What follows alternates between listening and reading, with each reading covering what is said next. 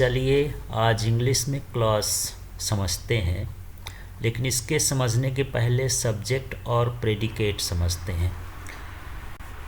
तो सब्जेक्ट का क्या होता है? द सब्जेक्ट इज़ व्हाट और whom the sentence is about. Sentence जिसके बारे में होता है, जो डूअर होता है, उसका कर्ता होता है, उसको हम सब्जेक्ट कहते हैं। While the predicate tell something about the subject. और प्रेडिकेट क्या होता है?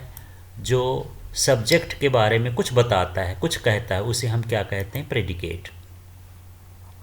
अब बात करते हैं क्लॉज क्या होता है। The clause is a group of words where there will be a subject and predicate.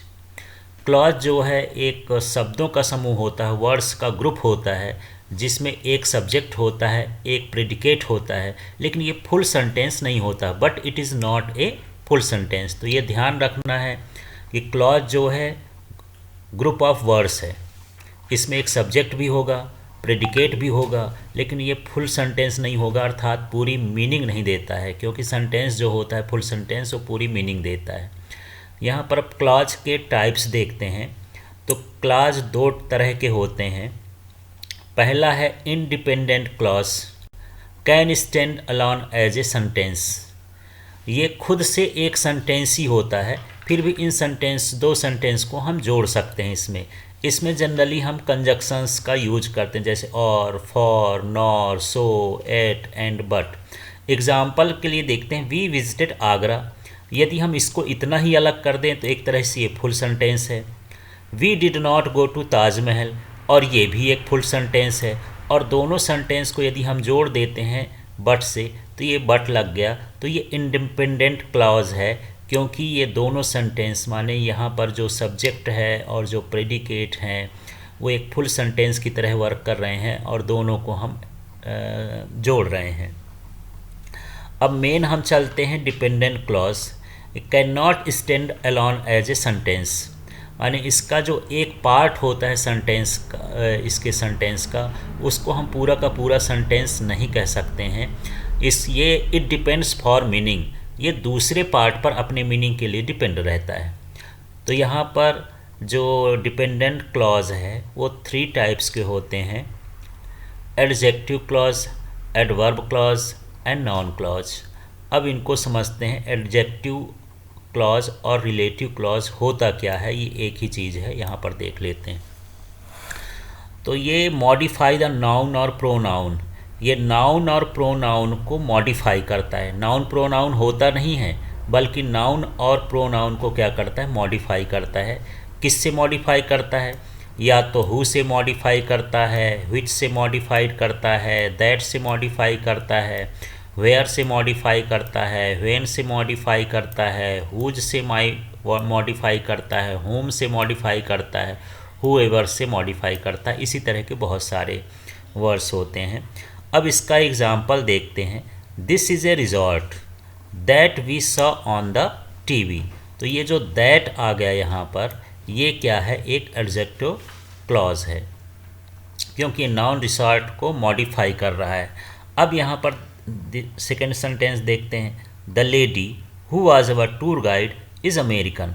तो जो यहाँ पर हु लगा है, ये लेडी को मॉडिफाई कर रहा है, नाउन को मॉडिफाई कर रहा है, इसलिए कैसा हो गया? Adjective clause. अब यहाँ पर फिर से the boy who is sitting at last bench is my brother. तो यहाँ जो हु लगा है, ये बॉय को मॉडिफाई करता है इस तरह से। और ये अलग सेंटेंस है, ये अलग सेंटेंस है, दोनों अलग अलग सेंटेंस हैं, और अलग अलग होने पर ये मीनिंग नहीं दे सकते हैं। जब इन दोनों को कंबाइन करेंगे तभी मीनिंग आती है। तो इसको हम बोलेंगे एडजेक्टिव क्लॉज। अब हम इसका सेकंड वाला देखते हैं, एडवर्बियल क्लॉज। तो एडवर्बियल क्लॉज एक कंजक्शन की तरह वर्क करते हैं। जैसे कंजक्शन का मतलब जो सेंटेंस को कनेक्ट करते हैं, जैसे यहाँ पर because, although, when, if, until, as if, ये एक्सेट्रा जो हैं, ये सभी एडवर्बियल क्लॉज होते हैं। इसमें एग्जाम्पल देखते हैं। We will sitting in the conference room until they tell us to leave. तो यहाँ पर ये जो अनटिल है, ये एडवर्बियल क्लॉज है, ये कंजक्शंस का काम करता है, दो सेंटेंस को कनेक्ट करता है। अब इसमें नेक्स्ट वाला देखते हैं, we adopted these two cats because they are bonded pair. ये कंडीशन ही है, कंजक्शन है, बिकॉज से हम दो सेंटेंस को जोड़ते हैं, तो यहाँ पर ये एडवर्बियल क्लॉज हो गया। अब हम बात करते हैं इसके नाउन क्लॉज की। तो ये एक सबऑर्डिनेट क्लॉज होता है। सबऑर्डिनेट क्लॉज का मतलब हो गया ये डिपेंडेंट क्लॉज है। डिपेंडेंट के ही तो एग्जांपल पढ़ रहे हैं। ये अपना जो है थर्ड है dependent clause. That acts as a noun. तो नाउन क्लॉज में क्या होता है कि ये नाउन की तरह ही वर्क करता है सेंटेंस में। Same words as adjective clause. अब यहाँ पर यदि हम एडजेक्टिव क्लॉज में जाते हैं तो ये who, which, that, where, when, whose, whom, whoever, यहाँ पर यही वर्ड्स एडजेक्टिव क्लॉज में हैं और यही नाउन क्लॉज में भी हैं। तो दोनों में फ़र्क क्या है? यहाँ ये नाउन और प्रोनाउन को मॉडिफाई करते हैं, जबकि नाउन क्लॉज में ये खुद ही नाउन का वर्क करते हैं। फिर से देखते हैं, दोनों सेंटेंस सेम है। नाउन क्लॉज में भी वही होता है, एडजेक्टिव क्लॉज में भी वही होते हैं सेंटेंस।